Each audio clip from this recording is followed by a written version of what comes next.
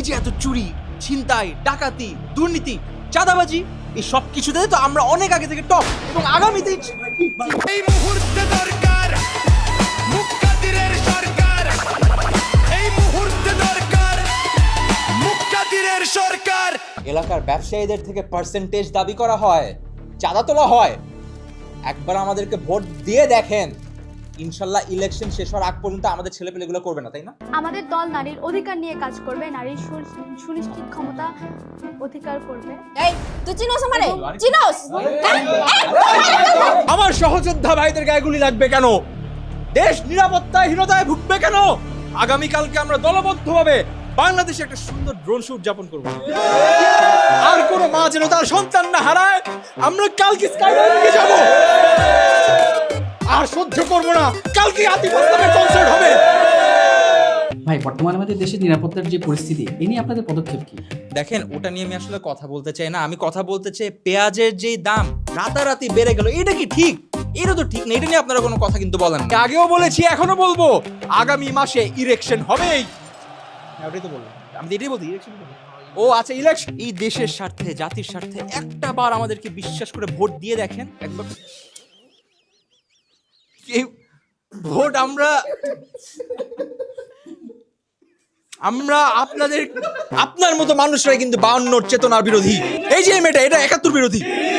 ওরা জুলাইয়ের চেতনা বিরোধী, উনি অগস্টের চেতনা বিরোধী। এই যে আপনি কোথায় যাচ্ছেন? আপনি তো 24-এর চেতনা বিরোধী। আমাদের কত সহযোদ্ধা, তাদেরকে আমরা হারিয়ে ফেলেছি। কত মা তাদের সন্তান হারিয়ে তাদের বুক খালি হয়ে গিয়েছে, বলতে পারবো না। দেশে এরকম পরিস্থিতি শুধু ইলেকশন না, এটা আপনাদের ভোট আমাদের খুবই দরকার।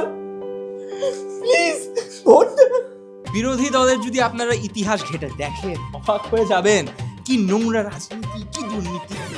আপনাদের দলের কর্মীদের নামেও তো 120টা মামলা আছে। আপনারা অতীত নিয়ে পড়ে থাকলে হবে? আমরা কি আগাবো না? সারাক্ষণ অতীত নিয়ে পড়ে, এই জন্য বাংলাদেশ আগাইতে পারে না। উনি আমাদের দলের নেতা নন, উনি অধিনায়ক, উনি ইউটিউবের জনক, উনি এই দেশের সবচাইতে সুচরিত্রবান পুরুষ। যাই হোক, আমরা আবার ইয়াতে আসি। ভাই সব কেউ দেশের নিরাপত্তার কথা চিন্তা করে আমরা 3টা খুব গুরুত্বপূর্ণ ডিসিশন নিয়েছি। প্রথমে হচ্ছে আমরা এই ইসিবি চত্বরের নাম শেষ করে মুক্তাদি চত্বর রাখবো, কারণ মানুষ এটাই চাচ্ছিল। এরপর আমরা আন্তর্জাতিক মুক্তাদির এয়ারপোর্ট নাম এটা রেখেছি, এটাতে মানুষ তাহলে আমাদের ইন্টারন্যাশনাল এক্সপোজার পাবে। এবং তৃতীয়ত, নিরাপত্তার জন্য সবচেয়ে ইম্পর্টেন্ট, পুলিশের কাপড়ের রং চেঞ্জ এবং পিঙ্ক কালারের হাফ প্যান্ট, যাতে পুলিশ ভালো পারফর্ম করে। এই দলের সাথে আমার আর কোনো সম্পৃক্ততা নেই, আমাকে ক্ষমা করবেন। আমি আবার দলে ফিরে এসেছি, এখন থেকে এই দলে আমার সঙ্গে। এই নিয়মগুলোর জন্য আপনার কি করছেন? দেখেন, নিরাপদ সড়কের থেকে বড় কথা হচ্ছে বাজারে যে আলুগুলো আসছে, এগুলো তো ডেনমার্কের আলু। বাক্সের উপর কিন্তু আলুর দাম নেই, এগুলো একটু আপনারা নিশ্চিত করবেন দামটা যাতে লেখা থাকে। আলু না, মানে আলু কেন আপনারা কম দেন? আজ আপনাদের সামনে আহ্বান জানাতে চাচ্ছি, বাংলাদেশ যুব সমাজ কল্যাণ সমিতির সহসভাপতি, সর্বকনিষ্ঠ অধিনায়ক, যুগ্ম আহ্বায়ক এবং ভারপ্রাপ্ত সমন্বয়ক সঞ্চালন কমিটির নির্বাহী।